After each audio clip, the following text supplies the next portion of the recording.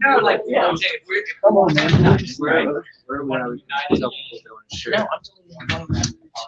My YouTube channel, I guess. Oh, and the conscious resistance. Okay, welcome everyone. We're doing this is the second Texas Freedom Cell Summit. John did this in Austin a while ago. We're doing it here in Houston. Before we get started, if anybody wants to know, we are live on Facebook on the Conscious Resistance and on John Bush's YouTube channel. If anybody wants to share it for friends who aren't here. So the goal, well, first off, welcome. Thank you guys for being here, everybody. And yeah, this is Midtown Bar and Grill. I had a lot of activist meetings and organizing and planning here. Tommy, his family, they're very friendly. Yeah, whenever I did the mayor campaign, they were friendly to us then. They're also 420 friendly. They're, you know, make your own choice about your mask friendly and all these kinds of things. So we wanted to come here and support them. If anybody wants to get food and all that, they have downstairs.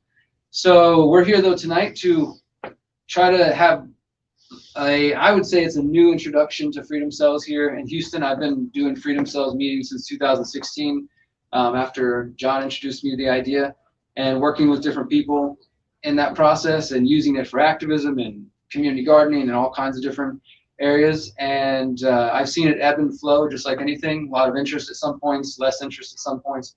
But more recently, since COVID and just a lot of the things going on this year, we've seen an explosion of interest, not only online. The website just recently passed 5,000 members from all around the world, which is really cool. And you know, people who are really getting active, and from India to Australia to across the U.S. and elsewhere. And so that's really cool. People are starting to think about solutions and how we can come together as community and how we can take care of ourselves, how we can maybe grow our own food, or how we're going to take care of our kids, and just all the different ways that Freedom Cells can be applied. So I think that's great, and this is coming at the perfect time, because some of you I've known maybe through the internet or worked with in some capacity, but I think for a lot of people here today, Freedom Cells is going to be relatively new, at least in the way that we're kind of bringing it together here. But many of us have worked together with people in communities already, right? And what Freedom Cells is about is trying to take that sort of, you know, organic, but maybe not organized community that exists out there when you're out there building a community garden with somebody, or protesting with somebody, or, you know, raising your kids together, or just learning new things. Like, that's all community, right? Freedom Cells says if we come together in groups of 8, 7 to 9, you know, even if you don't have those numbers, you can start with less. But coming together in these decentralized, localized groups and creating these as local as possible, starting maybe we have one Freedom Cell in the city of Houston, but as it grows, it gets more local to different sides of Houston, to different neighborhoods and different projects going on within those communities. But then for bigger things, those different cells, those we've heard them called circles, hubs, hives. The name is really, you know, irrelevant. It's the concept. But these groups come together and can work together on larger projects, and across the city, across the state, you know, across the country and the world is kind of the whole idea. But of course, this idea can be applied so many different ways. And so we've been really just talking about it and doing interviews and promoting it and trying to create it, you know, because it's all brand new, right? What we do with this concept is basically what it can be. It can be a really cool idea that sits on the shelf, or it could be something that the people of Houston, the people of Austin, people all over decide to pick up and make use of. And that's what I'm excited about, is seeing more and more people who are interested in connecting with their neighbors and finding like minds and working together to ultimately create independence, to build community. I think to, you know, create true sustainability in our lives so that we're not dependent on external systems, be those governments, corporations, whatever it may be. I mean, this is kind of how my particular vision, but it can also just be a group of people that get together because they have kids and they want to focus on peaceful parenting, or they want to focus on homeschooling, unschooling. And, you know, that could be a Freedom Cell. It could be all kinds of things. So we're going to talk about those ideas. First off, though, is everybody here either a member of the Freedom Cells website, freedomcells.org, or on any of the Telegram groups, particularly the Houston Telegram group? Is there anybody here who hasn't had a chance to check out the website or get on there at all? It would be so great if everybody who is here could join the website by the end of this meeting. So it's just freedomcells.org. And we did have a bunch of videos on the website about how to use it and everything. Some of you guys might have heard my YouTube channel got deleted, and that's had most of the Freedom Cells videos on it. But I have them at a hard drive back in Mexico, so when I get home this weekend, I'm going to upload those back to the website, and we'll get those back out there. But John's got a lot of powerful videos on freedom cells. You know, we both have been putting out different things. Again, how can you use freedom cells for peaceful parenting, or how can you use freedom cells for cop watching, or growing your own food, or all these different concepts, and just trying to put ideas out there and hopes that people will take them and run with them. So again, it's a big part of it. The website's not the only thing. Of course, it's a concept that lives either way, but the website's been really valuable because on there we have the map, the 2 different maps. There's a map for the different cells in your area. So there's a couple different freedom cells that have been created on the local Houston cells. Right now, there's not a lot of action on the website for the moment for one reason or another, but maybe that could be a place that we could communicate. People who want to have other meetings more local could post those events on there. But the map allows you to search 5, 10, 15, 20 miles and find people that are near you who are having similar interests, and it says what are their skills, what are their interests, what's their focus for freedom cells. And then also it lets you search for different cells in your area. So people are using this map again all around the world, and this is a total community run project just between me and John and occasionally a third friend. But we're doing it totally for free and on donation base. So sometimes things don't work perfect, but we're working on all that so that this website can continue to grow, because there's an interest and we want to keep up with the interest that's taking place right now.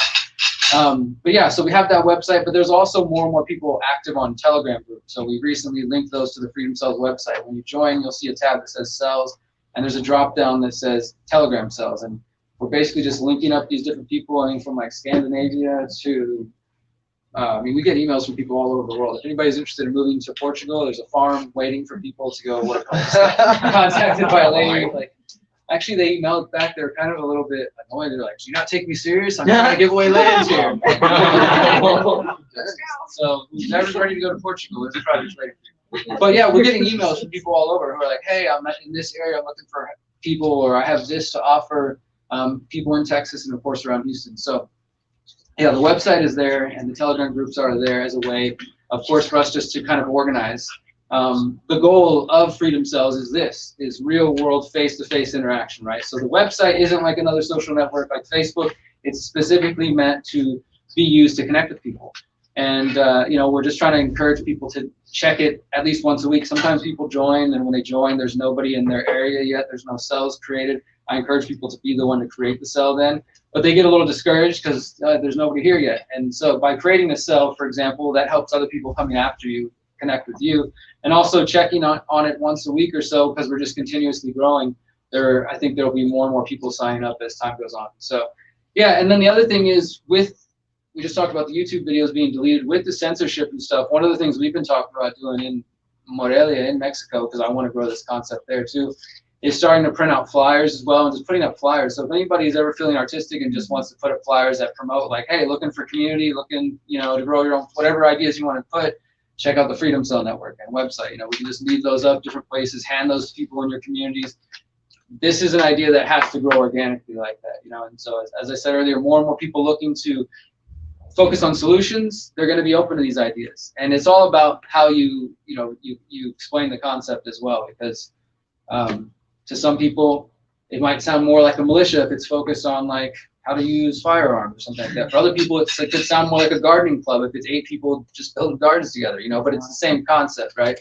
And some people want to focus on all of it. That's more where I'm at. Like, I want to do it all. Let's grow as a team. Let's teach each other skills. Let's teach each other ideas, So so I encourage everybody to join the website, check out the Telegram groups, and if you have any issues signing up, just hit the contact page and it goes to me, and then I'll get you set up and we'll get that taken care of. Other than that, the other thing that we want to do for sure, since you guys are all here, let's go around just, as brief as we can be, maybe less than a minute or so, if you just want to say your name, and mainly like what side of town you're from. So let's start seeing like if there's some people that are near each other, that could be the beginnings of, we go home today and there's a couple new Freedom Cells started for different sides of Houston, or even if it's just, one big one. But start right here. Hey, Ramsey Gray. I'm on the Freedom Cells field. You can find me on there. I'm in the Richmond-Katy area, pretty much at the end of the West Park. I mean, I don't want to. There's got a lot of people here, but it's it's exciting what's going on as far as people coming together like this, and just it's not clear yet exactly what we want to do, which we know we want to do something, right? So If there's anybody in that general area, let's form a group. My name is Carl Hardesty. I'm on the north side, the northeast side near the Woodlands. We kind of have a small community there near like Spring and that general area, but you know, a small but growing number of really like-minded people. So I'm really excited to be here. Nice to meet everybody. I'm Mickey. I'm near Northwest, so kind of the northwest corner of 610, just north of there. And yeah, I'm on the Freedom Cell. You can find me, so. I'm Brian. I live in Spring Branch area near Memorial City Mall. Since I drive for a living, I'm willing to drive a little farther for someone who shares the same interests and values. I'm mainly interested in learning to grow food, but plenty of other things to gain independence as well. So. Hi, I'm Melissa. I live in Montrose. I ride a bicycle, so it's a thing. I do, however, spend quite a bit of time with the wheel as far as sort of some neutral space for meeting and sharing conversation, primarily in the arts of trauma therapy of all variety, through play and intimacy, just being vulnerable with each other, and because that's how we formulate connection. Learning how to trust ourselves in the presence of each other, and that's super duper important in order to thrive as an individual, etc. In addition to that, I spend Sundays at Bhakti Farm. It's a community space. It's beautiful. There are 3 holy cows, and they are happy to baptize your feet if you don't mind being sunshine by cows. We sit and share ceremony, being Kirtan words, and it's absolutely, it's primarily representation, sort of certain philosophy and religion, as it were. However, it is an open space for all to come to share. It's beautiful land. There's a garden growing. There's food. We often share a meal, and it's an opportunity for quite a few different projects to develop. So that's something to consider as well. It's maybe 20 minutes outside of the Heights. And you can go on any day aside from Sunday. It's just, I know that I'll be there on Sundays. So that's that. Yes. Those are my bees out there. So Oh, I know yay, Mangala and so good. Shambhala and I I have know. your money. Yeah, Thank exactly. you. That's good. Cool connection. It's in my water bottle. How do you spell Bhakti? Bhakti, B-H-A-K. Isn't there like an apostrophe in there or something? Bhakti. So, Okay. and they have a Facebook page, and they're just kind of getting going again for the season, I think, as it were, as far as there was certainly a lull, I think we all understand that, in the way of inviting more people in the space. And there are a handful of these young monks who live on property, and they're beautiful, and they're very kind, and it's super sweet, and in the way of just sort of having like a neutral space to come and to show and to learn how to be comfortable in the presence of each other. And if there are opportunities for volunteer work, then they're happy to give you tasks at hand, performative wise. Also, I've been making it a point to go to the farmers market, Urban Harvest, on Saturdays, and just sort of engaging with the farmers there and asking them if they have any projects. And I've been offered several opportunities with them in that regard. I haven't been able to take many of them up, as it were, because again, I have a bicycle. And it's sort of, for me, I kind of need to be able to tag along with someone who has a car. But yeah, so that's something to look into as well by way of seeking projects. That looking into is just going and talking with the people who are working with booths. Like, hey, like, can I offer you some fans? And they'll be like, no, or yes. And just kind of go from there. And it's cool. Thank you. Thank you so much. Yeah. I'm Rebecca. I drove here with John all the way from Austin, Texas, and I'm really interested in intentional community. I'm building a neighborhood around agriculture, so really big on the farm life vibe, mixed with residential living. It's called Village Farm. It's a tiny home community. And so yeah, that's a little about me. This is my dog, Agora. Agorism. And it's really exciting to see so many people here not wearing masks. Yes. Life is good. Hi, I'm Ramiro. You can find me on Freedom Cells. My username's Tech Romantic there. We have a group called Library of Life, and I like to share books and PDFs on like pretty much everything. I have this huge store of books from like the 1700s to the 1900s. I'm gonna start uploading on there. But what's new in my life is I'm starting a farm in my backyard, and if you have one, you should too. I see a lot of people are doing the same thing, so we're all gonna eat good. Yeah. What side of town are you from? I'm in Clear Lake. Cheers. My name's Tom. I knew John a long time ago when I lived in Austin. I moved to Houston in 2013. I'm married. I have 2 kids. They're 7 and 4, and I'm they watch too much TV. They go to public school, but they are just totally interested in more, I'm just training them to be independent people, and they're smart and they're beautiful and totally interested in other people that have kids that want their kids to be independent and stuff too. And, I live in Westbury, just kind of southwest, right outside the Loop. So I don't know if anyone lives around there, Meyerland, Westbury, Bel Air, Highbury, that's where we're living. I can hijack it. We can go like background. That sounds good. My name is Trip. I'm still trying to get the Freedom Cell thing going for myself on the website, but so I've got a couple of home bases. I've got a spot in Tomball, like north side, northwest in Spring, and northeast, kind of, I guess, in Tomball, closer to the Woodlands. So I've got friends out there that are in, like, they've got skills like that range from like, fixing of houses, like they're contractors. So, but they've also been involved in, with Derek and the Free Thinkers for a while. So they've got some experience. They're familiar with agorism, and so am I. So I'm going to school for psychology, and I'm into counseling and therapy, trauma specifically. So I'm interested in trying to gain skills to help people process traumas and, get them off of, addictions and help them live in more holistic ways. So, and a part of that is setting up intentional communities, being a part of, people living the same way will help people stay on the right track.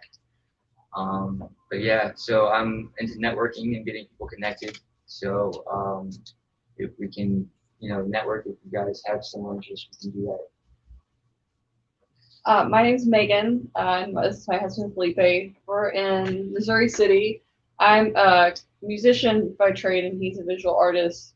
We have 4 kids. We homeschool.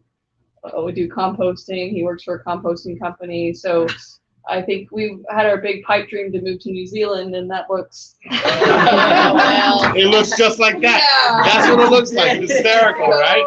So we're definitely not going there. But my heart, because I did so much research. She did loads of research. Loads of research. As I was doing research, I came across the Conscious Project, which was really appealing to us, and ironically, when in Morelia, we were like, oh, this is some of the landscape that we've been craving. Because we've both been in Houston for so long that we want our kids to experience nature, and he does land art and nature-based artwork, and I write and I do social media and PR and things like that. So we're just kind of tired of the arts rat race here, and we want to still. It's not just here, it's, man, they really pulled a good one on you.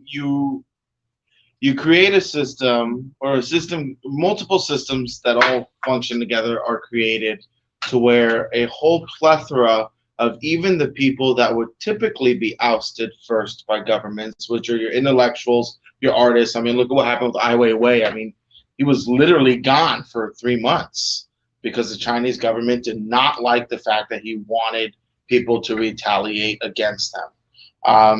But I mean, what are you going to do when the majority of the population's average height is 5'5", and Ai Weiwei is like 6'5"? He's huge. It's awesome watching the police try to fight him. It's like David and Goliath. But I'm an artist. I focus a lot of my time on materialistic changes because I love my tech, but I'm also very interested in the natural world. I want to create a sustainable lifestyle that is from the earth, with the earth, for the earth, that we can still benefit from. That's why there's 30 houseplants in my bathroom. That's another addiction. That's our other babies. Yeah, we have lots of offspring. But those don't require education. No. No. But they help educate the other ones. So Yeah. And feed. But it's nice to see a plethora of other like-minded people that aren't getting shut down by big tech. Sorry about your YouTube channel. There are alternatives that also pay you in cryptocurrency. I'm on. I figured. My wife is the one that brought all of this to my attention. I'm the researcher. You So guys make a good team. yeah. Lots of pretty babies, and we're close to you there, Tom. Yeah. So we're totally down to Other meet side up. of nine. Yeah. Yeah. We have friends in Ireland. Westview. We have a that freedom whole area. homeschooler group that still meets without mask and does stuff. We're doing Yeah. a retreat tomorrow, so Yeah. that's a really cool. That's all families. So for those who have Kids, like from Kids. freedom schoolers, Montgomery, Fort Bend, they've been freedom schoolers, freedom schoolers. They're most of homeschooling. them are unschooling. Most of them Yeah. are homeschooling. But they've been popping up all over, still meeting, still supporting, still doing events and stuff like that. So yeah. All right. Well, my name's Adam. I'm from Kingwood. I live right here in Montrose. I'm a carpenter, contractor by trade. I own a contracting business, so I guess that's an asset. I used to be on the Houston Free Thinkers Wall back in the day before that got zucked, but that's no longer around. A lot of things that used to be around are no longer around. I mean, I've always kind of been involved, but this COVID-19 thing, they're really pushing the limit here. Yeah. And, I see a whole lot of other people that used to make fun of me now ask me what they should do, and I'm like, I don't know. If I knew what to do to stop all this, I would just immediately do it, and we'd all be good. But I think this is the solution right here, what we're doing right now. I mean, the media claims they're the resistance, right? But are they really? I think we're the resistance.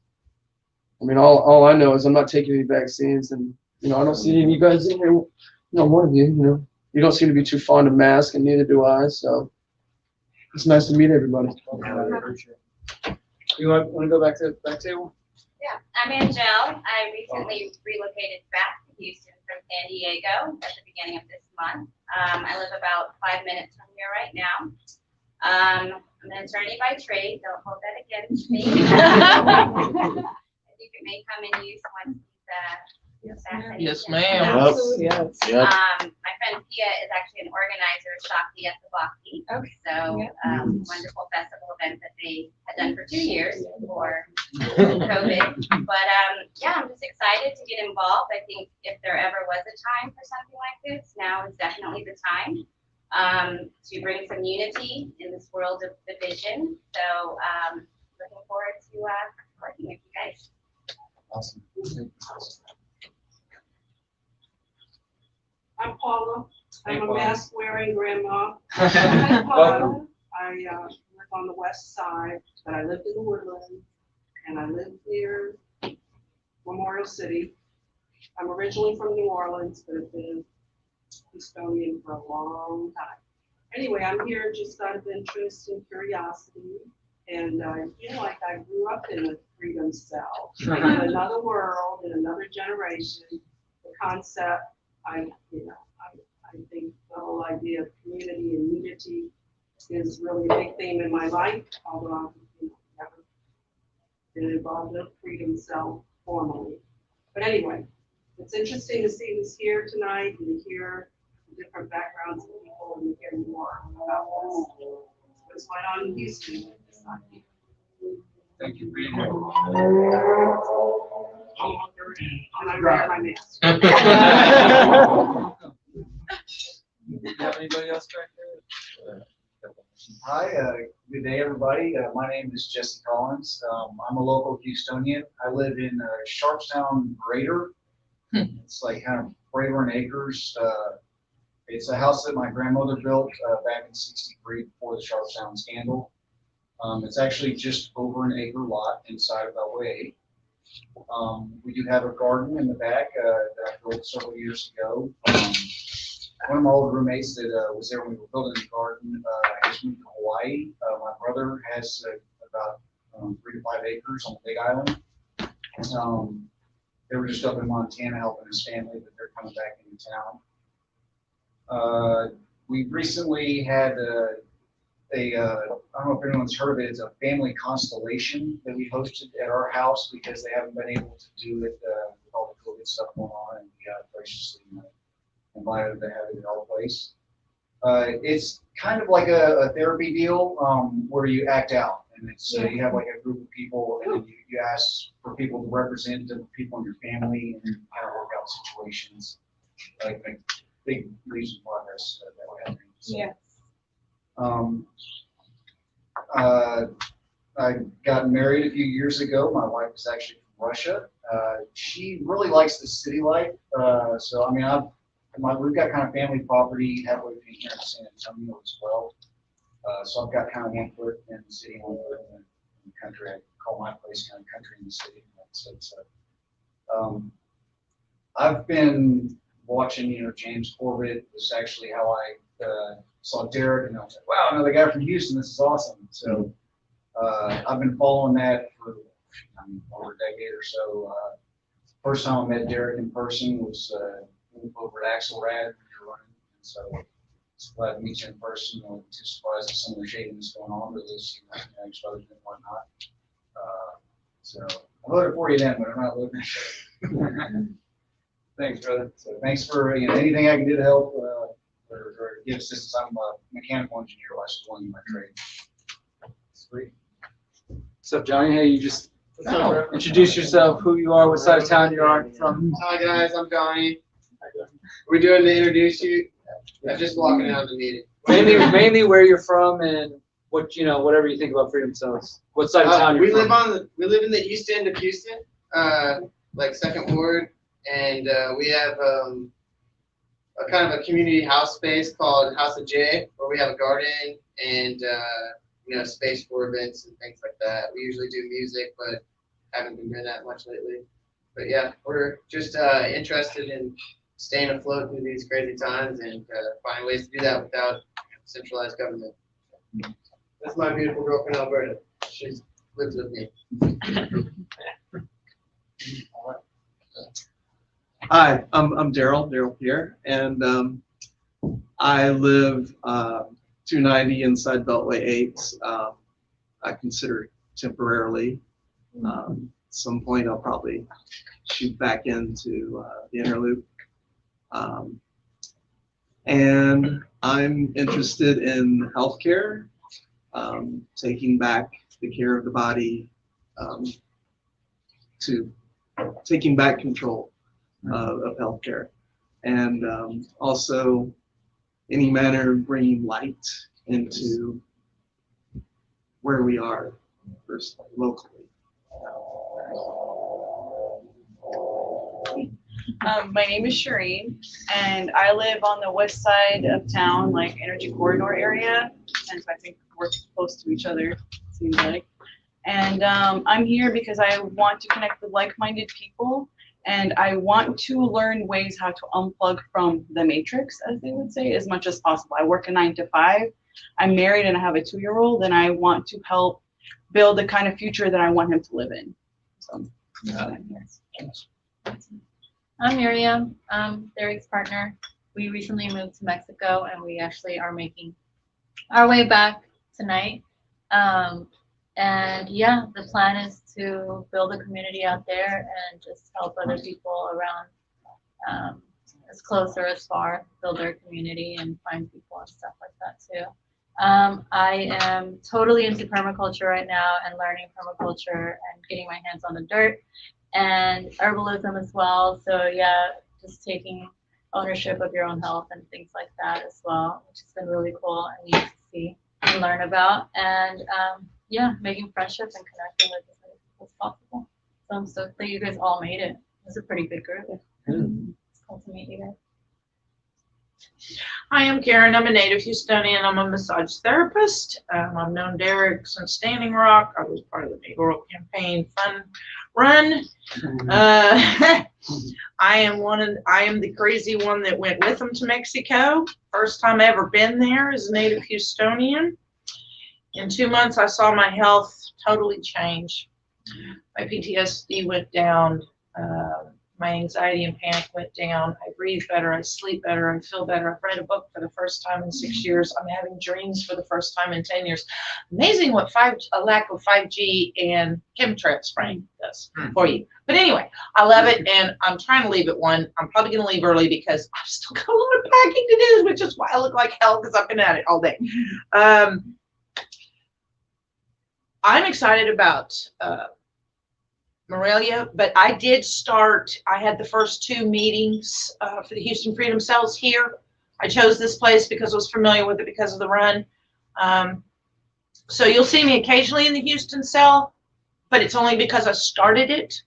But I'm now going to be in Morelia. But I was still more than willing to help anybody with any suggestions from here. I grew up in Sharpstown. I lived in Kingwood. I've lived out in Cypress recently. I've lived out by Katy. I've lived in Clear Lake for years. I've been all over this town. I've done a lot of networking. But yeah, I'm a very friendly person, very helpful person. So if you need anything, reach out. My name is Susie, and my son and I are in the Richmond area. Yes, that's my son. And heard about this on Tom Woods, actually. So we have been trying to get other libertarian like minds out where we are, didn't know of any. I think this is an opportune time. Professionally, I'm in medicine research, so the attorney and I should talk because I know a lot. My company's dealing with all the vaccines, and we know a lot about therapeutics, and I will tell you guys that even people within my company say they're not getting the vaccine. I'd like to know. And that's from the chief medical officer. Awesome. If that tells you anything. Yep.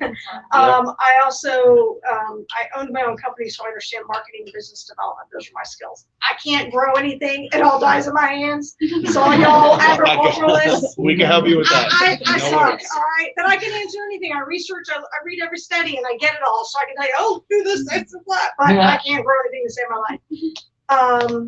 And so really the reason why we're here, I'm focused on freedom and liberty. That's my main driver. COVID, not just the masks, but what it's done to religion, what it's done to medical care. I'm done. So I hope to learn and grow here and contribute in any way that I can. And Missouri City isn't that far from where we are or where you are. We'll travel. You know, and I don't know about y'all, but nice bottle of red I can bring. So that's my story. I'm Tim. She kind of did some introduction for me. Recent graduate at UH in December. I was starting a mechanical engineering job, but then COVID and oil crashed. So what's up? I do some pseudo kind of powerlifting stuff. If anyone likes to lift, I like lifting buddies. Just come hang out at the gym. I'm into guns, so there you go. Kind of libertarian and beer. Want to add one more thing? Look what I found in Mexico! Oh my God! Look what I found in Mexico! What is I was gonna say, Oh, nice. That's a little girl. We were walking. I'm like, wait a minute. I tried them both in the shop. She ended up buying more than me. I only wanted this one. That's a great design. Oh, it was awesome. All right, I'm going to introduce myself briefly, but I'm also going to give a little spiel and relate some of the things that I've heard from you guys and where we find ourselves today with this crazy dystopian nightmare of a reality that's being rolled out. Doesn't have to be our reality. We can choose to live in a different reality, and we can choose to create an even better reality for ourselves and for future generations. But I always like doing stuff with Derek, and he invited me to be on his channel before it got taken down. There's still all sorts of other stuff, so the channel's still live. But I always appreciate how a good contingent of folks that roll with Derek and that follow his work and that come to meetings have that extra layer of spirituality on top of the activism, because I think that's really important. And I was here, the healing and trauma work and the health and a holistic approach to life, which is really important. And one thing I like that Derek always pointed out was if we do away with the state and we haven't done the work, the internal work, then we're simply, as a people, are going to create and manifest another terrible situation, another terrible infrastructure. And so I think it's really important to keep that emphasis. Also, I've been an activist and organizer for almost 20 years, and I've come to find that really one of the biggest hindrances of a successful organization, successful movement, is internal fighting. So I think it's really important as a group comes together, as a community comes together, to have a consciousness of how we should best relate to one another, how we ought to deal with conflict and drama when it inevitably arises. And so it's good to be around some more enlightened, conscious human beings that are doing this work. And so what I sense is that everyone, not only is there already pre-existing community, but everyone's striving for more community, especially in these crazy, trying times that we find ourselves in. And what the Freedom Cell Network hopes to offer is a unique way to organize ourselves with our fellow human beings. We are social animals, and the existing means of organizing human beings is not about us reaching our full potential, us thriving. It's really about control and herding cattle, essentially.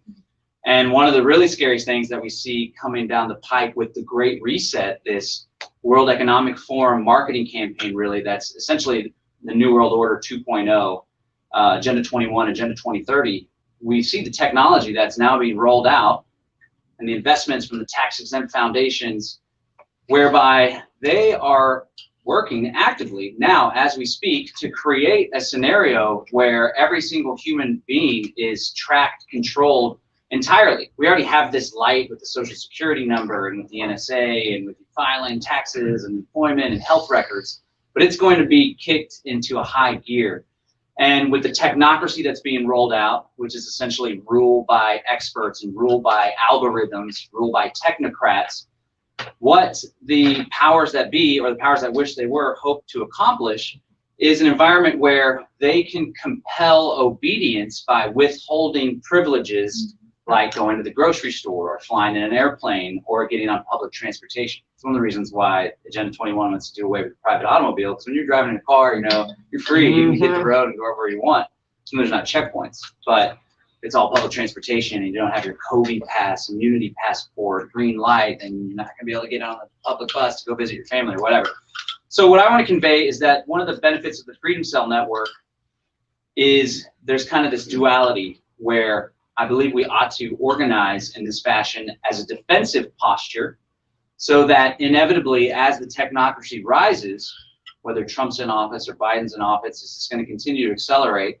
As the technocracy rises in power and they have the ability to genuinely shut us out when we don't take our vaccine, or when our social credit score reaches a certain level, or when we're not taking out the recycle every day or mixing in plastic in the trash can. If they try to shut us out, we're like, hey, you know what? We haven't stepped foot into a grocery store in quite some time. So we created our own little community food network. And sure, we can't fly on the plane anymore, but old Derek Rose has that underground railroad for us to get down to Mexico.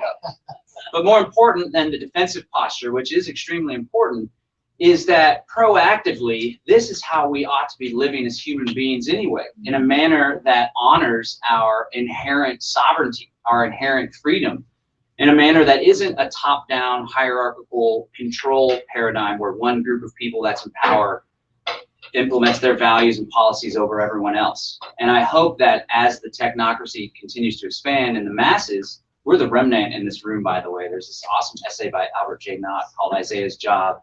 He relates the story of the prophet Isaiah, who's given the task by the Lord to go out and find the remnant and make the remnant feel comfortable knowing that they are going to survive this apocalypse and they're going to pick up the pieces of society again. Doesn't have very nice things to say about the masses, that it's just a lot of people that eke out their existence and isn't capable of comprehending or even understanding these principles of free will and of autonomy. But it is the remnant that is going to pick up the pieces of society. And being in activism for quite some time, I've come to recognize that there's a whole lot of us out there that are aware, that are awake to varying degrees, right? And if we were to, instead of shifting our focus on railing at the machine, protesting, these all have value in and of themselves. But if we were to shift the focus and make sure that we organize ourselves, I think what I aim to do with the Freedom Cell Network and why I think it has so much potential is that we can go ahead and create the free society that we all yearn for right now without waiting for the masses to catch up to these ideas, without waiting for politicians to do the right thing. We can essentially create our own social infrastructure where we can provide mutual aid, mutual support, mutual defense, health, whatever, to one another as the existing system continues to be technocratized and eventually collapses in on itself. I hope that there's some appeal to the folks that are like, I don't want to live with this track and trace thing. And meanwhile, we're over here like all healed from our trauma and beautiful skin, natural stuff. And like, what are those guys doing? So that's why I think this is really important. And I just want to share a little bit about the nature of the social organization, because I believe it's this innovative means of organizing with our fellow humans that can really help this network to scale, whereas we add more and more people that want to get involved and jam with us, but it scales horizontally, not vertically. It never takes on an air of bureaucracy or control or these people in charge or whatever. It's entirely voluntary, and it's based on mutually beneficial relationships.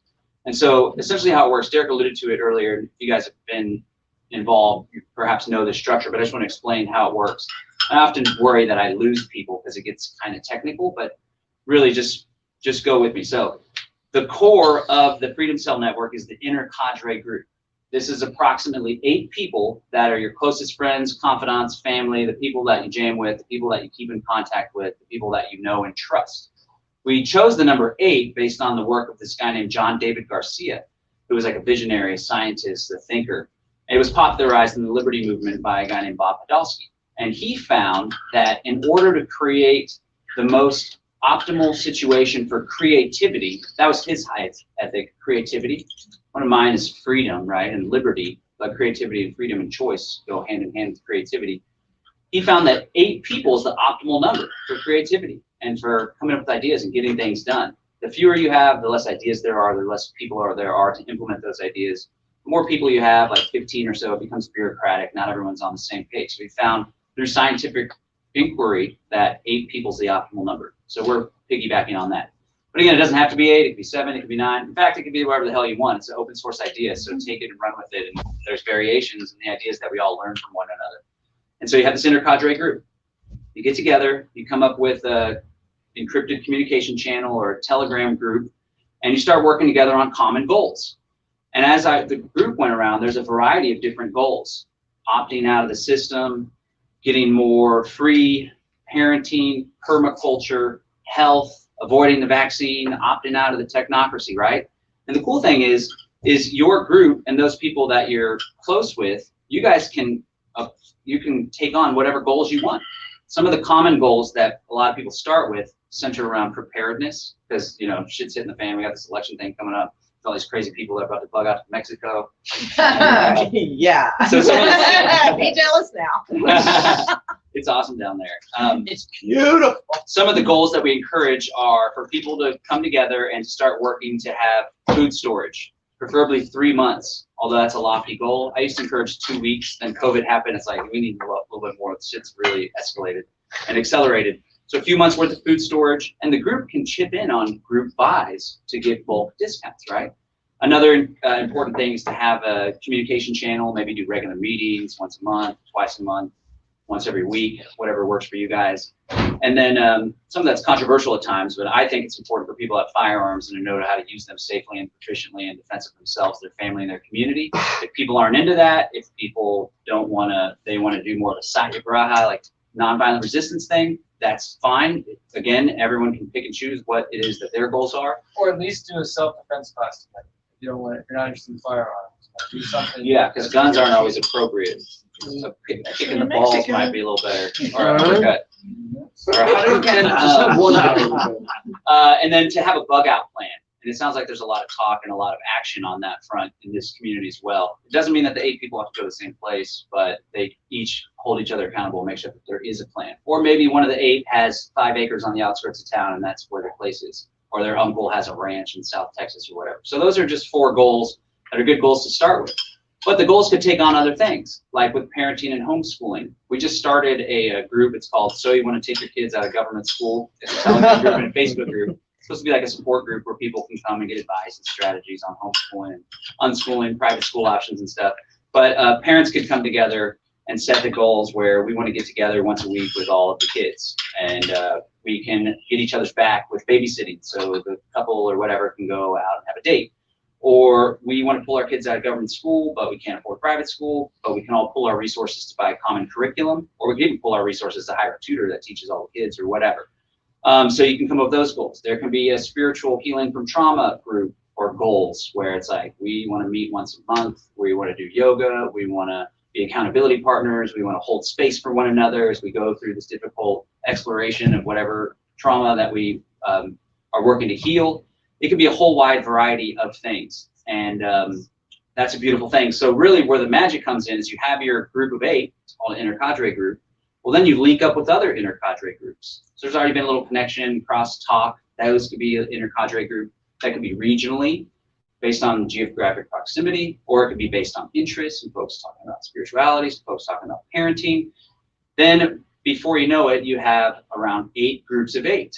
This forms the middle cadre, which is approximately 64 people. Again, it's never exact, but in fact, I don't think that there's a formal middle cadre group yet. This is still in its infancy. I came up with the idea back in 2014, and then Derek took it and ran with it and spread it into a global thing. And then with COVID, it totally went exponential viral. So there's a great group in Oklahoma and Tulsa, and then they're linking up with some folks in Southeast Missouri and Arkansas.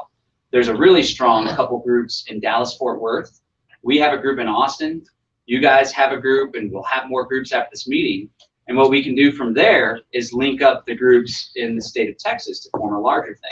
So eventually what we want to go with this is you have your intercadre groups, then you have your middle cadre group, which maybe stretches across the city. And that middle cadre group links up with our comrades in Dallas-Fort Worth and our comrades in Austin. And now we have what we call a meta cadre group, which as it grows, could eventually be 8 groups of 64, which is like 512, I think. And so the beauty of this social structure is as it scales, it simply scales horizontally, and it can scale horizontally to if every human being in the planet got involved. There's never hierarchy. So for example, in Houston, maybe there's an intercadre group, and then you guys link up, and now all of a sudden there's a middle cadre group. Well, as more people go, it just turns into a meta cadre group, which is around 500 people. And so the beauty of this, we haven't yet reached a point where we can fully leverage the nature of this social structure. But imagine one day we have 10,000 people involved in the network, and we say, hey, we know that the health insurance is a scam and it's overpriced and it's a total control paradigm, pharmaceutical industrial complex kind of thing. So what if we created our own health share network? So for example, I have a health share, it costs like $208 a month, and if there's an emergency, it's covered. I pay $1,000 out of pocket, everything else is covered 100%. So we can pull our resources and go to that company and say, hey, we'd like to get a group rate for your health share, or we could create our own business entity or a blockchain-based agarist one if we want. But the point is, if we organize and if we can use a decentralized consensus-based mechanism for making decisions, we can effectively take action together as a large body, right? This takes place now through representative government and taxation. It's a total scam. Nobody even wants to participate. But we can effectively scale this to the point where we have a network that not only insulates us from the technocracy and protects us, eventually we can all pool our resources and hire a private security firm. So as we get more bold in our opting out and we stop paying income tax or property tax or whatever, we're not doing the vaccine, we're not even engaged in the system, we declare our independence. We already have the private security force that's there to defend us if the government tax collectors can try to harm us. I don't know. That's where I always see it going. That's where I want to go. That's the agarist thing. That's what was written about in the New Libertarian Manifesto. It doesn't have to go that far. That seems a little, kind of lost me with that one. But if you want, that's what strength in numbers is all about. Yeah. But that's what I think. Like you'd be more law, like an attorney, more so than security. It seems like to defend yourself legally, or is it? Well, defend yourself legally. The legal system to own. I appreciate having attorneys on board because we, like a lot of folks, Derek's probably an exception. There's like hardcore, like genuine, consistent agorists that are like, I haven't paid income tax in a decade. I'm not in the system at all. I'm using encrypted chat. I don't have a checking account, right? The first time that I spent Bitcoin was to send Derek Bitcoin. He's like, I'm an Agris dude. And I'm like, how am I going to pay you? This was even before like Cash App and all that stuff. So I was like, he was writing for the Liberty Bee. I was like, all right, I'll go to Western Union and wire you money. So I'd have to drive to HEB and then pay like 7%. And so I'd wire him the money. And then I was like, I always talk about Bitcoin. Why don't I just send him Bitcoin? And when I actually sent the Bitcoin, I was like, holy shit, this is really pretty revolutionary. But in addition to having people that can protect us, because we have one foot in the door, like I have a business, I pay income taxes, but I also have Agris endeavors, and I'm an anti-state radical, right? we can leverage attorneys that can help us, but eventually I would like us to essentially just be like, we're not participating anymore, and we are going to protect and defend one another. Like if the CPS comes and tries to take someone's kid because they didn't vaccinate or they're smoking cannabis or something, it's like, well, we have 500 people in the city of Houston, and we have an alert network that we've established, like a phone tree or Liberty Bell system. And so there's 500 people. It's like, we're going to put out the alert to the network that the social services were said they're going to show up with the sheriff. 10% of the people in the network, which would be around 50 people, show up. Even if it's 5%, that'd be 25 people. And you're just there. Some could be peacefully, or maybe they're armed. But even if it's a non-armed thing, they're like, we're not going to let you take this child from the parents. We are going to insert ourselves into the situation and make it difficult for you to take this family away.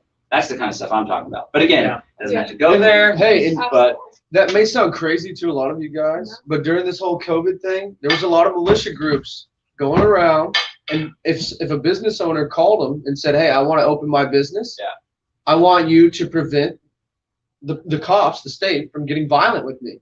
I went to a lot of these things, and there was a lot of armed guys. Nobody was aggressive, but just the mere presence of armed citizens dissuades violence from the state because they're bullies. So they're not going to pick on you if you're on the same equal playing field, especially when you outnumber and outgun them.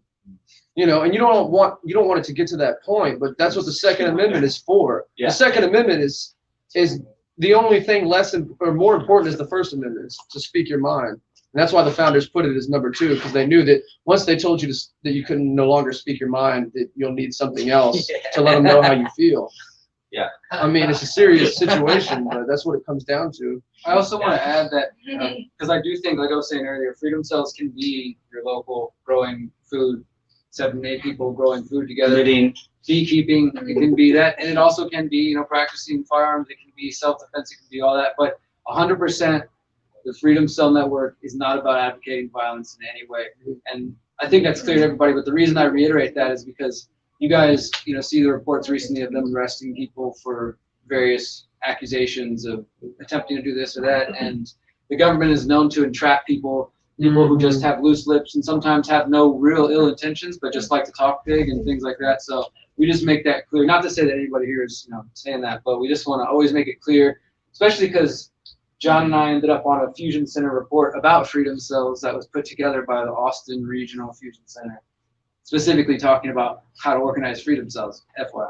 To stop the cops from harassing people. Yeah, so, but it can be any idea. So I don't want to scare anybody away, if guns aren't your thing. And also, I think the beauty of the diversity of the group here is the strength that if somebody's like, yeah, this issue I'm really hot about, and you're like, holy crap, that person might be a little nuts. Like, that's okay. We don't necessarily need to agree on everything, and we shouldn't have to in order to work together to build strength in our communities.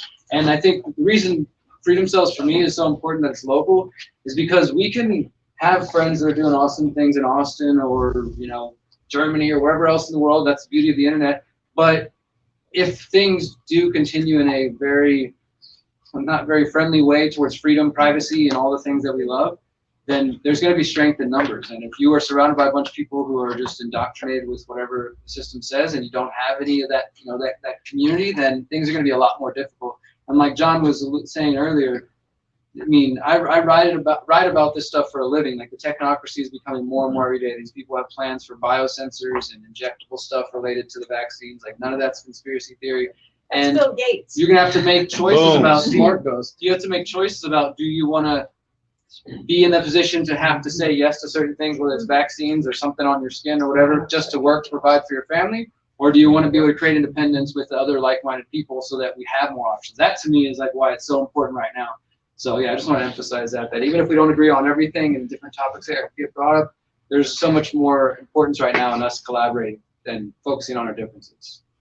And that stuff comes up for me because I am an anarchist and I don't just want to talk about freedom. I want to live freedom. And I also have 2 kids. They're 7 and 9, and I want to leave them a world, or at least the potential for them to experience freedom unlike I ever experienced in my life. For them to never, they don't have social security numbers, so they already got a leg up on me.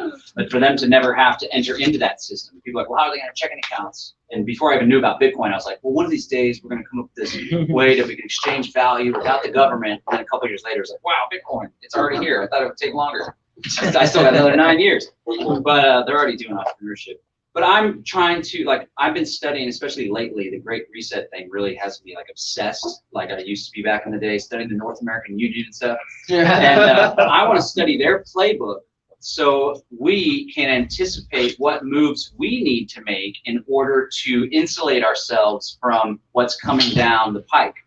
And it's clear that the tyranny is only accelerating. So I am theorizing and visioning what things do we need to do today in order to prepare for the tyranny that's going to come tomorrow.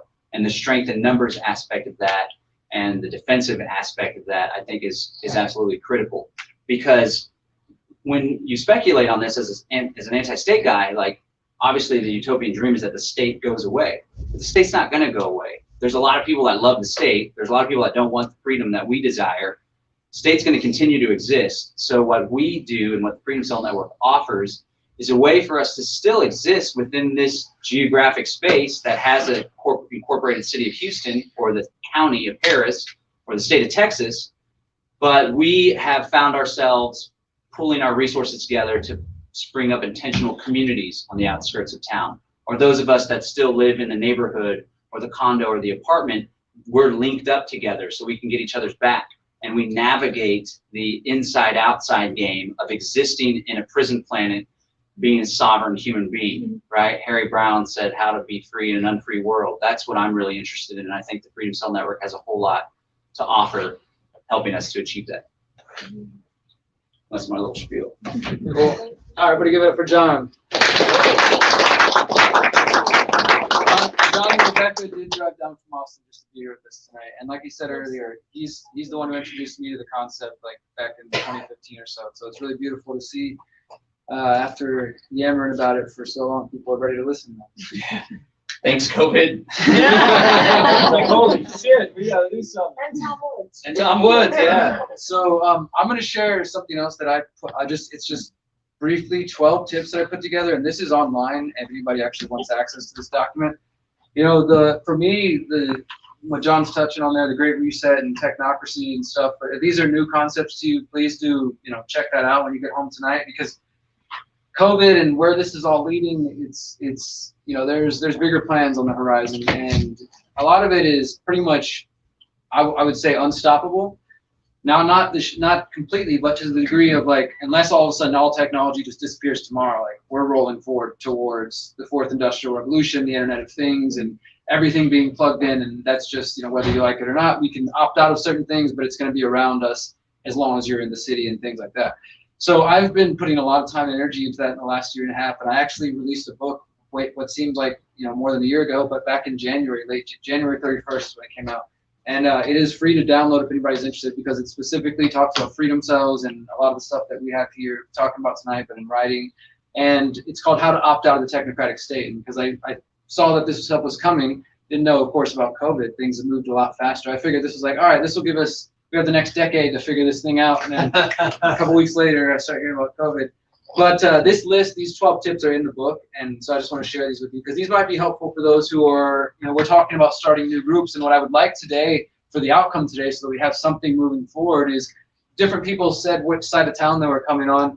There's definitely a couple of you that are near each other, and there's, what do we have, like 16 people here? Maybe we probably have 2 freedom cells here, maybe, like, as far as numbers go. And I think it would be good, at the very least, for everybody who's near each other to link up, or if everybody here is just interested in, like, hey, let's meet again next month and see, how, because even if you don't get super local at first, because it does take time, before you find 8 people in your neighborhood or on your side of town. So you might have meetings that start off with people driving from different sides of town just because it's easier. Because in that way, you don't necessarily have to be super local to accomplish some of the goals John was talking about, like getting backup supply of food and things like that. And one thing I wanted to say on that is there's, because of the show Doomsday Preppers and a lot of propaganda out there, there's this, We rate your preps. there's this 2 out of really 50. like negative connotation with the idea of prepping, which, what does that word mean? Being prepared. Like, it's just crazy that we live in a world now where being prepared is something that's frowned upon. I've learned a lot from my grandmother. My grandmother's a farmer in Kentucky, born and raised on farms. Every weekend, going and harvesting stuff from her farm, bringing it inside, canning it, taking it down to her cellar, like preparing for the winter to make sure the cows can, get. All of our ancestors made it by preparing for the winter and for the future. So I just think that we need to take that whole idea out of this, like, oh, prepper kind of weird thing. Like, if you're in Houston, you should be prepared for the potential for a hurricane. There's all kinds of realistic reasons to be prepared and to have a backup idea, whether that means zombie apocalypse or hurricane, like whatever it may be. So yeah, I just wanted to say that as well. And yeah, so here's some tips. One, understand your motivation. So I think it's helpful for each person, like say you've got your 8 people, your 5, whatever, each person to consider why they're pursuing such a goal. Now, we kind of went over that, what people are saying. I'm interested in healthcare. I'm interested in, my kids. I'm interested in learning about gardening. What are your motivations and interests? Knowing this before you start a group will save you time.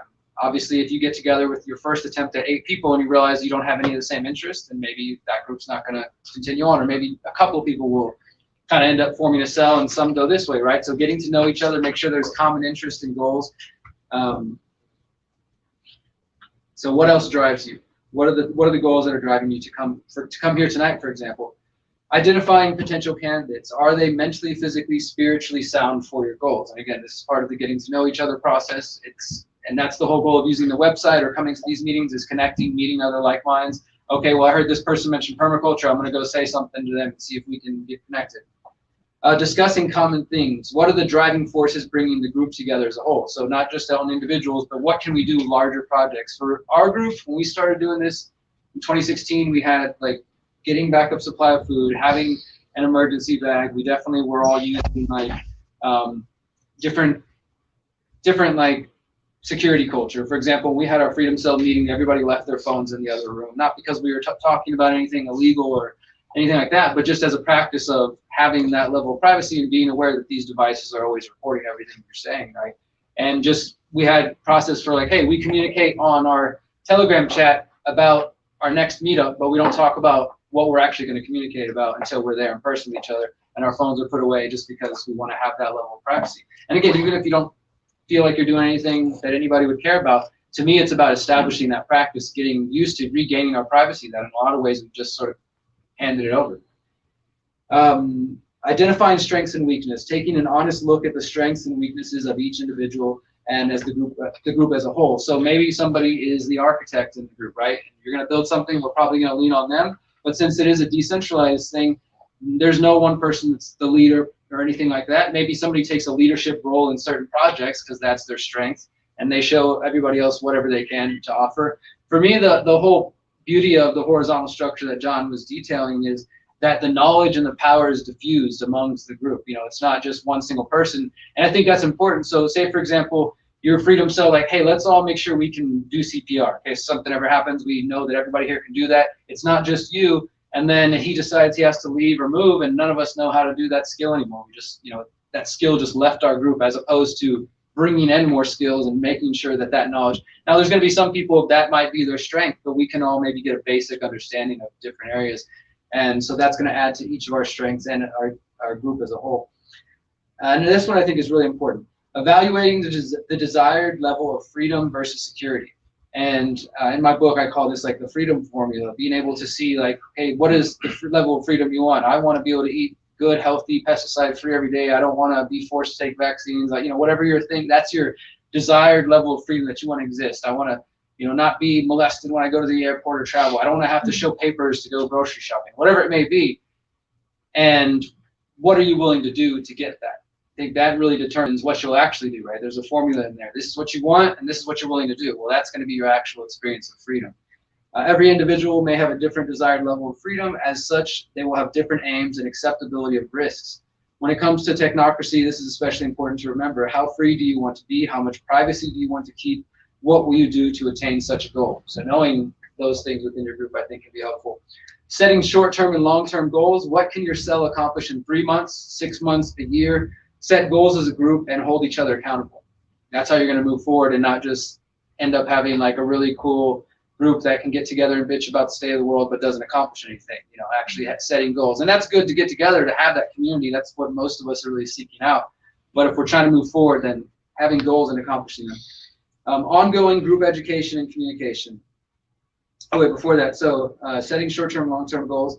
Mindfulness training. And what I mean by this is the idea of incorporating practices like nonviolent communication, or even those who have an interest, group meditation, but especially nonviolent communication or compassionate communication, because you're going to be working with a group of potentially 7 other people with different personality types and different strengths and weaknesses, but making sure that it's a safe space for everybody to communicate and be like, hey, I need to express this about what we're working on here, and making sure that when human conflicts arise, that we can actually have an effective way to learn how to communicate. And that's nonviolent communication. There's a book by Marshall Rosenberg that we both highly recommend if you haven't heard of it. Accomplishing goals. So document each goal successfully met by the cell and individual members. And I think that this is more of kind of like a marketing thing. Like John was saying earlier, when people start recognizing that these people who are starting to exit from the matrix and create new systems and independence, they're thriving. They're looking healthier and happier. And I'm over here like having to show papers to go get groceries. You know, why am I doing this? So being able to show, hey, well, we started this Freedom Cell and we're building a garden together. We just went out and did this thing together. We fed the homeless. We're building in our community. We're actually creating independence and we're thriving. Showing people that this new concept you're learning is helping, if it does indeed help you. Ongoing group education and communication, continuously expanding your cell's knowledge, skills, and supplies. Another goal, we were like, we wanted to learn everything we could about permaculture. So let's sit down and watch a couple of permaculture documentaries together, right? Get to know the concept a little better. Then we break it up in our cell. These two are going to study permaculture as it applies to land. This one as it applies to the water. Go learn everything you can for a week or so. Let's meet back up and teach each other, you know, all that we can. Different ways like that just to keep sharpening your skill set. Promoting, marking goals and accomplishments. I was kind of covering that. Using the power of social media when safe, and marketing to let the world know how much more prosperous you are with Freedom Cells in the counter economy. And identifying strategies. This is, I think, as we start to get more long-term, identifying strategies for creating income and independence. Because within your group, I guarantee within everybody here, we have so many skills and ways that we could collaborate and help each other. So, you know, somebody was mentioning wanting to get away from like 9 to 5 and how can I exit the matrix? We do that by helping each other, by figuring out what our strengths are within the community, what resources someone has that the other person needs, what projects we can collaborate on, because that's the goal. Leveraging the power and the number of your cell to create income that cannot be taxed by the state and also can help build more freedom in that way. And then networking with other cells. The key to opting out of the technocratic state is to build the counter-economic community, which is those of us who are trying to get out of these systems. This means not only your immediate community or your inner cadre, but the larger network of cells in your city, state, nation, and global community. It's up to you to make an effort to network with other activists and freethinkers. And I think that's another big point, is that if you're not the kind of person that is usually outgoing, clearly you made it here, so that's a big step. Push yourself. We're clearly all in agreement that we're at an unprecedented time in our lives, and that's, you know, the future of people, that the young ones that are here and the ones that we haven't even brought into this world, depends on the steps that we take as individuals and as a community. I truly believe that wholeheartedly. I think that's becoming more and more clear every day. So we get to decide whether this Freedom Cell concept is just something that sounds cool or whether we create something with it. So I appreciate everybody who's here tonight and who's making that effort. You else want to have? Well, Derek was talking about the learning from one another, and the skill share is a really simple thing. It's all about doing stuff in action, right? Because talk is cheap, and we're all here because we understand what's going on from different angles, but we want to do something about it. So a skill share is a great low risk, low investment thing that people can do. And one day, someone that's more versed in permaculture can teach about this. You mentioned that you know entrepreneurship and running a business. You could teach about that, which could help people exit the matrix. And the cool thing about the Freedom Cell Network is thinking about it as cells in a body. Now, originally, I came up with the word Freedom Cell because it's supposed to be a deliberately provocative play on terror cell. Although we're not about that, and we're totally non-violent. It was just purposely supposed to be provocative. But then people are like, "Wow, freedom cells." All right, they're pulling it down already. I know. It's all right. They're like freedom cells, like a cell in a body, and I'm like, yeah, that's exactly what we're. That's the way I like to explain it instead. John might be telling the entire It's just a good story, right? Maybe I should say All that the stuff. cells have to work together to make the body functional. That's Better right. story. Well, and That's also right. the The hive idea is that mind. each of the cells in Yes. the body is independent Yes. and has its own task, but together they're performing this, what we are, right? And that's what each of us are, these different cells that can It's like come the together. part and the whole. Yeah. There's a Buddhist term for that. I forget what it is. There's It's Indra's the net. jeweled net of Indra. Indra's net. Yeah. And so we can all learn together, and we can learn from one another. And the folks in Tulsa and the folks in Australia, they're the ones that are like swinging a bat with the weight on it right now. We can learn from them on what to expect coming maybe in the next couple of years or a year. And so as we all learn, we share that knowledge. And maybe number 8 isn't the optimal number. Maybe my marketing pitch is a little too provocative, and somebody could give me that feedback. So we all learn from one another and keep that vibe going. And then the parts are only as strong as the whole, and the whole is only as strong as the parts. I have a question. What's the game plan for monetary benefit in Morelia? Like, so if you go there, if you just uproot, you take your skill sets, you take your knowledge, and you go there, what's the I can talk to you about that separately, because the Morelia project is not specifically like a freedom cell thing. That's more like my personal project. But yeah, if you want to talk about that. Sure.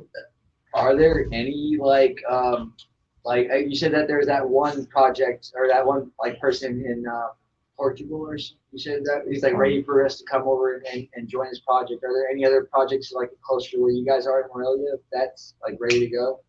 There's definitely land out there, and there's also people. I mean, in like John is trying to build in Texas. There's a few people I know who have land like a little bit north of Houston, and but yeah, there are definitely projects down south. Yeah. You could get a freedom cell network together and say there's like 200 people in Houston, and the groups are like, well, our group is interested in buying a piece of property. This group is, that group here. You come up with like 16 people or 10 people, and all of a sudden everyone only has to throw a smaller chunk in to get a down payment. Or perhaps some of the folks, they're out of the credit system, or they can't get a loan or whatever. Maybe they pay a little bit more in on the mortgage or whatever. But the strength in numbers, we can leverage that access to capital and resources. And so, you're looking at a property for 200,000 or 300,000 with a house on it. You get a good interest loan. The down payment isn't that much. And if you have 5 to 10 people that contribute, boom. So you have the network as a whole, and people are vetted through the whole network, and then it makes it easier. They're gonna take cash, really, right? Well, there's some people think if you can use your money to make more money, right? Like if you're getting paid a higher interest rate than you could get on your loan, then you want to use the bank's money. But if you want to truly own the property and not have any strings attached, then yeah. You buying a property for us? Yeah. Cash paid. Cash. Boom. So the goal I said earlier, if you're not on the Freedom Cells website, please do join or sign up there. And if you use Telegram already, connect with the Telegram group. We do have at least one Houston Freedom Cell. There's 2 different ones on the website. And is there any, like, how many of you here tonight are super motivated to try to meet again with some of the people here or connect with? Like, let's make sure that happens. I don't want to be in control anymore. Let's just talk and hang out and get to know each other. Because is everybody cool with that? There's some folks who came in after. Where are y'all located? We're downtown, so anybody downtown, we're actually pretty central. So. And didn't y'all just come in? Oh, you guys just coming in a little bit? Yeah, we're right over here, River Road. What was your name? Jim. Jim, nice to meet you. Nice to meet you. Yeah, so everybody briefly introduced themselves earlier, what side of town they're on, if you want to share. Or about themselves. And also skills, if you wanted to share, that might be helpful. Or what you're interested in learning. Yeah. Well, I'm a property manager, so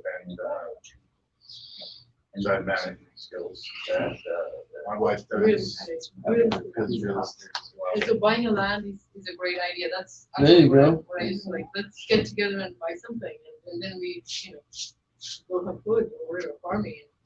Yeah. So we plan to do this for another 15, 20 minutes. We're gonna do one last thing if you guys are all down. We wanna do like break out into 3 different groups and give 4. everybody, or 4, how many Okay. people we got? It doesn't have to be 8 tonight. Let's go with groups of 4 and see how many we end up with, right? And the folks that were in the same area that If y'all y'all wanna- motion to each other, y'all could start a group. This could turn into an intercadre group, or it could just be a thought experiment for us to understand the value of small group dynamics. So we have 2 prompts. The first one is, The first prompt is come up with a purpose for your group. So it doesn't have to be exactly what you're into, but just come together, come up with a consensus. Our purpose is to make sure our kids are raised sovereign. Our purpose is to protect from the vaccine or that's we wanna coming. grow food or whatever. You want to grow food, and then come up with just 2 goals. So you come up with a purpose for your group, then you come up with 2 goals that y'all can work on to achieve that purpose. Let's do this and this. Okay, so find groups of 4 and we'll break off for 8 minutes. Is that cool? Or groups of whatever. Yeah, just break off into 4 or 5 groups. And please be proactive. Oh yeah, west side over here. And then choose somebody that'll share with the group what it is y'all come up with. Okay. Because I got, you have kids, right? I was gonna say, yeah, I have kids too. You have a 2-year-old. I have a 2-year-old son. I have a 4-year-old son and a 7-year-old daughter. She's in 2nd grade. And then also y'all. Anyway. Garden. We can talk there. I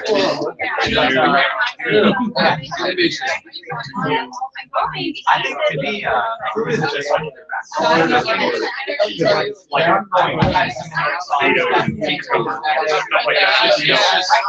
trying to like just reseed, just use this seed and My grow thing for it. me now is to at least get my husband on board with me and be like, lukewarm about the idea and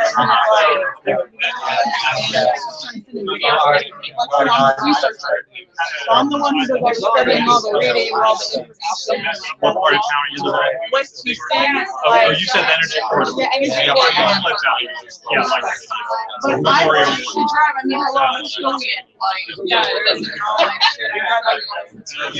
And, you know, they're talking about, oh, you can have a project or whatever. Like, if we're into gardening or whatever, like, people got together and like build a raised bed or, you know, or something like that. You know, it's just, like I do it, it takes forever. Yeah, you live in an apartment. I have a house, we have a very small backyard. Are you in one of like the newer subdivisions? Okay. So not, what's it called? Sienna Plantation or whatever. Isn't that Missouri City? Oh, yeah, that's like really further down.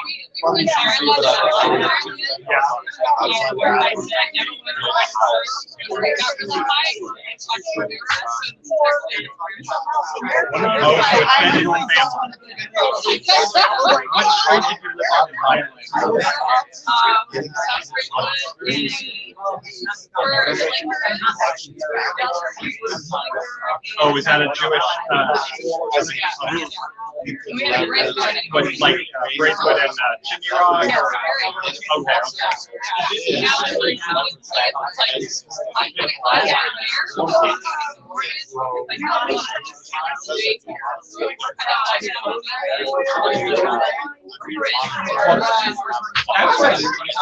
Not realistic from what they're talking about. It's like, oh, let's get together and buy land.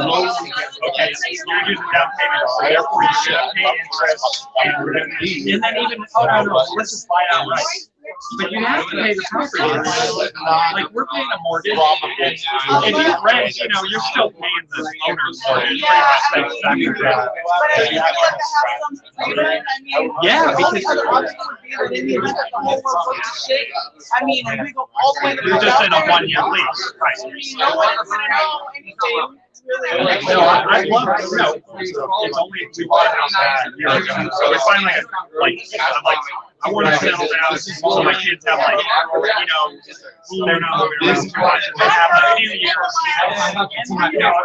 You know, it is a big office, you know. And when you're renting, it's great.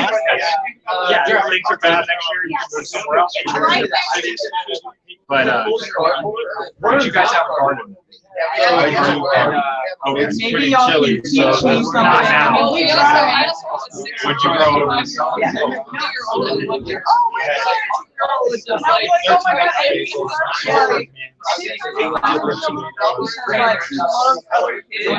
And like in the playground now, he'll just make friends, he'll just like running with them, or like run after them.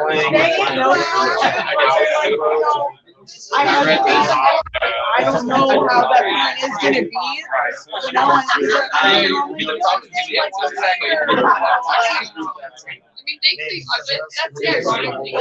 So out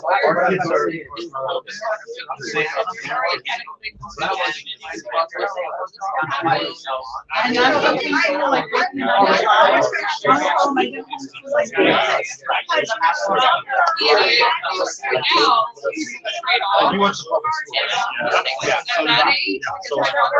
What's up, everybody? Oh, yeah, yeah. Thank you guys for watching. This is a Texas Freedom Cell Summit in Houston, and we're doing breakout groups.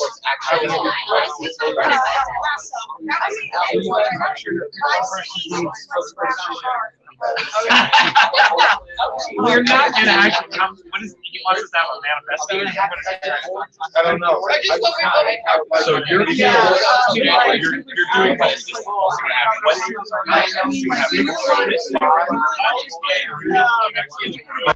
Six kids first grade.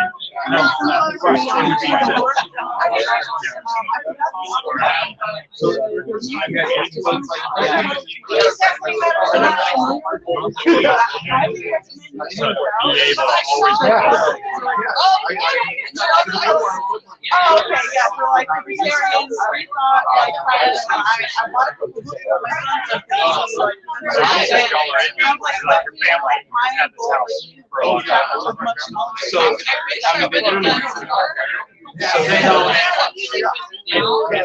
you guys find wherever you could. You're not tied into like you bought the house together. We're like but that's it's not like I really do found a house. No, you don't want your kids to be. And I was indoctrinated going around like it's like cool to have that because we actually have like my daughter that's 7. She's lived in Houston for 4 house, right? So we have like stuff in Houston but it's not I know when I was growing up, we had to move a bunch of times. My siblings, when they were in junior high or something like that, to like move to the city and now you're in like 6 well, I know when my son wants to get his way, he comes to me. But I also when I got my own,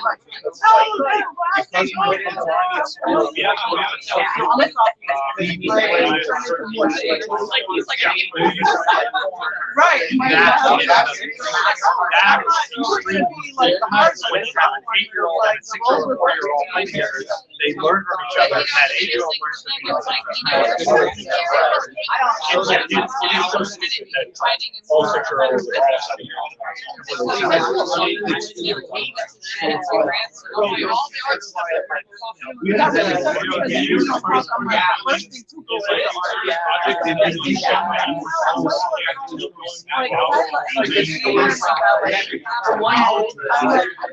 What are the results of that?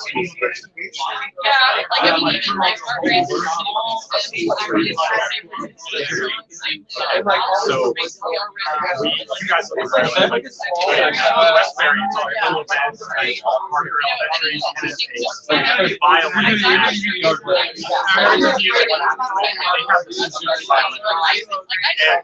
I didn't know this, but my wife like violent. We have this. And that was elementary, and my daughter was entering. She's still I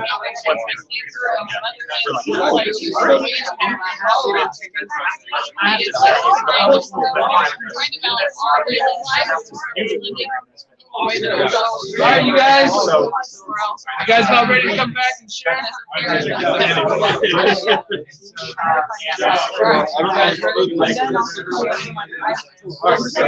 we're gonna come back and share if you guys are down. We're good. Got something figured out. The question A purpose. yeah, so we're gonna have every group share. All right, guys, we're gonna come back to the big circle. Purposes are children, I think. Like, I think it comes from. We're talking about You guys got like education. Like for me, it's like I don't want him to be programmed and indoctrinated like I was. And also, I want to. You guys good? Okay, cool. Who wants to share first? What group wants to share first? Yes. All right, guys, we're gonna share now. We're gonna start sharing. We're gonna start with that group right there. Okay. So we had a very fruitful discussion, no pun intended. These two gentlemen right here, and we had a couple of ideas. Obviously, food was at the forefront. The second thing was understanding how hard it really is to build a farm and to build different equipment. So one of the ideas we had was like a tool share, right? We've all got different tools at our households. Why don't we share? If someone has a miter saw, let's get someone to use it, do cuts for each other. The other idea we had was getting a fruit in everyone's houses, right? So it's like, I don't have an orange tree. Someone has a branch probably. And I know I've got a cucumber plant at my house. So why don't we just keep doing like trading our plants? Yeah. So food, tool share, and getting fruit trees. There we go. Awesome stuff. That's good stuff. What group wants to share next? Well, ours was pretty much the same as theirs, so I'll just throw that in. We were kind of didn't have too much, and what we did have was basically that. So great network. Yeah. We were socializing and bonding. Yeah. That's part of the process. Yeah. What about you guys back there? Interrelational therapy, sort of a real cute, quick thing, as the wound is where the light gets through, light shines through. And so what it is to just be vulnerable and authentic within your own presence, and how it is that we each one consume and shit out the same, excuse me. And as it were, like we are at this this stark contrast in operating within the realm of thought and feeling, and how there's this total polarity that really we need to kind of bring back into harmony. And the way that we've been essentially gaslighting our entire experience by means of the medium that is the media, etc. And as it were, that we are actually able to reprogram ourselves within that dynamic, because as within, so without, as above, so below, etc. Right? And to consider what it is, that energy as currency. And a cute word for that is love. Sure. Okay, so we'll just use that word because it's okay. And to allow for our relationship with ourselves to be of discipline and compassion equally, because that's required within just sort of an architecture or a structural element of mode of operation.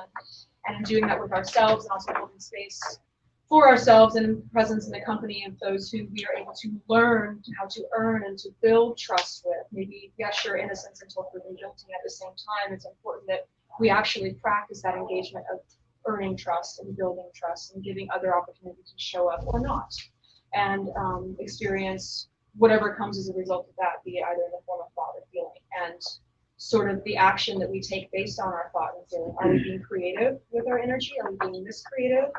Are we being entirely destructive? Are we being creatively destructive, etc.? And so, yeah, just to consider like energy as currency, and the way that we're all in this together. In a certain way, absolutely, please. Yes. Thank you. Yeah. That was really good. That's we were no, this is good, because what she's really good at is we're talking about healing trauma, and what we realize is that a lot of trauma comes from the lack of connection. And there is one thing that connects all of us, is like this universal media of information exchange, you know, and there's a dynamic that we can actually access information. Like the laws of physics are a lot like the laws of the economy. You know, it's all about flowing energy, you know, and also the media as well as this. but there's a top-down influence on the media. So if we can make this back and forth by tapping into this universal, like find out the creative ways that we can actually heal people by getting them to realize that they have infinite potential around them to, transmit ideas and tap into the resources, and it will actually create probably like a better efficient currency. That's the open idea. Doing so in person. Yeah. We have, like, the internet is great, but I honestly don't get on the internet very much anymore because it just stresses me out. I cannot do it. Thank I you, can't guys. do it. Let's just continue to the next group. Okay, Johnny, you got yours. Right here. Okay. So we came up with, I think our main overall branch and connection was parenting, really looking into peaceful parenting methods, basically trying to help shield them from what is a very disgusting childhood experience. And I think that starts at birth. I think a lot of people carry that type of trauma all the way through their entire life. So making a really good experience for them, helping us learn better tools to how to work with our children. And with that, not just on a micro level, that's really a macro level for many generations to come. And one of those things to start with is gardening and kind of helping them learn the earth and learn plants and kind of stake their ground in whatever they're going to be making with their lives as they grow up too. So I say it was over parenting, learning more peaceful methods, and gardening with our kids to start with. Teaching them the right types of knowledge, Yes. not like the indoctrinated government type knowledge, Real knowledge. Right. Yes. And learning from them. Yes. Yeah. Yes. We got another group back there. So yeah, we talked about like what was important, and you mentioned healthcare, and we actually have a friend who's doing a doctor-patient co-op. So he's sort of trying to, rather than waiting for a Medicare for all or anything like that, he's trying to do something where you partner with your doctor rather than just paying an insurance company monthly for nothing. If you don't go to the doctor, you partner with them, so you pay your doctor, only when you use them. And if you don't use them, it goes in an account and that money stays yours, for further treatment. And he also has land that I believe it's up in the Woodlands.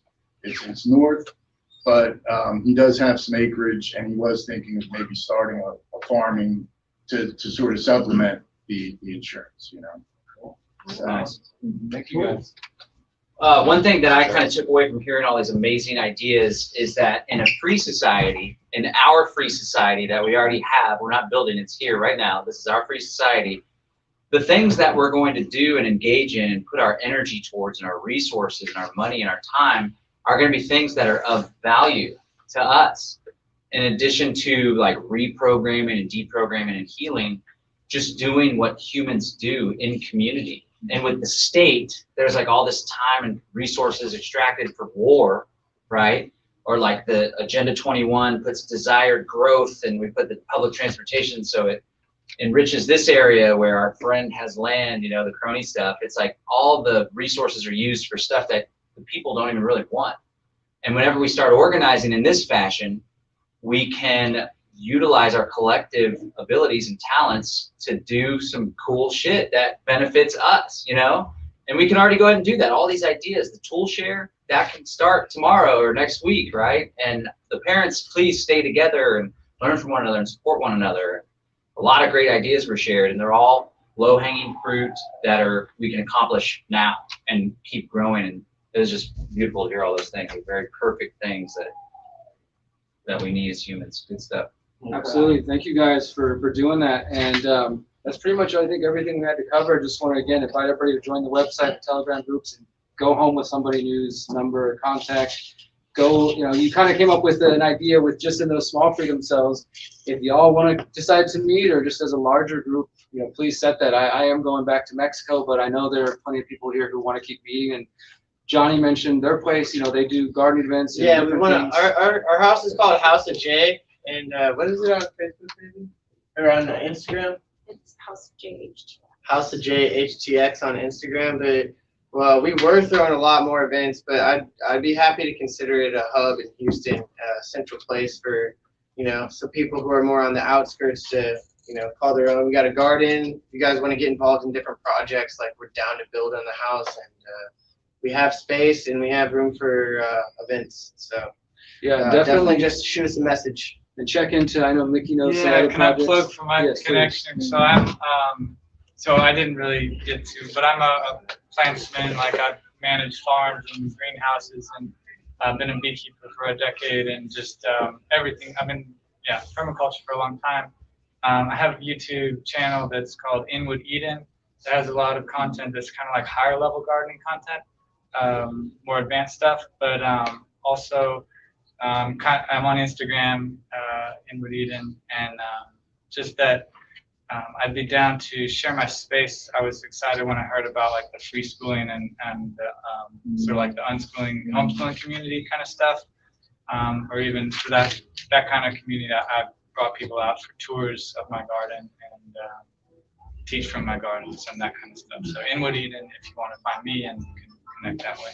And I definitely want to emphasize the importance of gardening, even if you feel like, you said, you can't grow anything. I've seen over the last 10 years, and Nikki's been there for some of it, that some of the best, and even Johnny has when we were, the House of J used to be the Freething Grouse, and we do a lot of garden days like they still do, and skill shares, and we've done so many of those things. And when you bring people together in a space where you're growing food and just experimenting with that, you bring a little bit of, food there and music. I mean, community just kind of happens. People learn, and it's one of the most enriching experiences. And so even before we were calling it Freedom Cells, we've been building, used to be, some of you used to maybe know the place, the Last Organic Outpost, and just so much learning, so much food growing, and not only for our survival, but just for the community aspect. It really is a good kind of team building way to go about it. So definitely encourage everybody, whether you're in the city or out the city. I've met people as far as north as the Woodlands, out at farmers markets out there, who are doing permaculture as well, looking for other people. So we just got to start plugging in and just encourage your friends and family to check out Freedom Cells as well. We'll keep growing, we'll keep building together, but somebody here, or several somebodies, please keep this going. There's a lot of energy here, and it would suck to just not do anything with it. I'd like to go through and just invite everyone to the Telegram group. So just like connect with me. I'll make my way around. Oh, and yeah. Shireen's also Yeah, been on there, we've so why don't we connected. split it up? Sweet. I only know the one. There's on yeah. Telegram. There's one main group that we're promoting. There was two, but I think the one. You're that talking about we're the on- Houston Telegram. Yeah. And then on the Freedom Cell website, somebody else had created a group. There's a Houston Freedom Cell that I created that I post periodically, just like things that are coming up in Houston. And there's another one that somebody created called Breakaway Freedom Cell, Houston Freedom Cell. Either or, but definitely Telegram has been very active more recently. And we're looking into other tools as well. I will say that if you're interested, we just recently, one of the other things that we've been doing is having these international Freedom Cell conference calls. They're pretty awesome. We just did one about a week and a half ago. And we had our friend Johan, who's in India, and has just been kicking so much ass out there, organizing people and doing like anti-lockdown stuff, as well as like promotion or education on vaccines, but also food growing and just and making the news and getting fact checked and just making waves in India. But yeah, so we host those generally once a month, and that's just via Zoom. Anybody can join and listen, and we like to share whatever the developments are going on with the network, but also let different people from different communities, like you mentioned, our friends in Oklahoma, they've spoke about all the things they have going on. We have our friend April up near Dallas, and they're doing really great things. So yeah, that's another thing to look out for, is just, it'll be the 7th International Freedom Cell conference call sometime next month. But thank you guys for being here.